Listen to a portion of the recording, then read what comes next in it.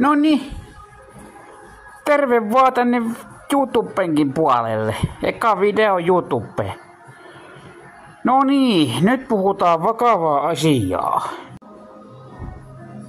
Jokohan nyt onnistu. No niin, terve vaan tänne YouTubenkin puolelle. Nyt puhutaan vakavaa asiaa. Eli huumeiden käytöstä. Peukkuhuume on todella vaarallinen huume.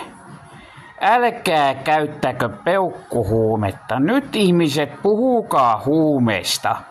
Puhukaa viinasta, puhukaa kaljasta, puhukaa tupakasta.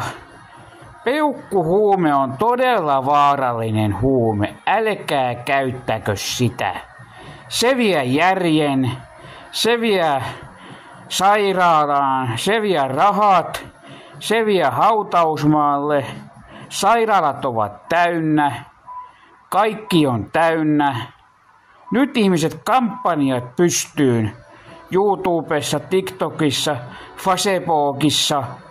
Joka paikassa saa nyt puhua huumeista. Älkää käyttäkö huumeita. Esimerkiksi peukkuhuume on todella vaarallinen aine. Älkää käyttäkö sitä.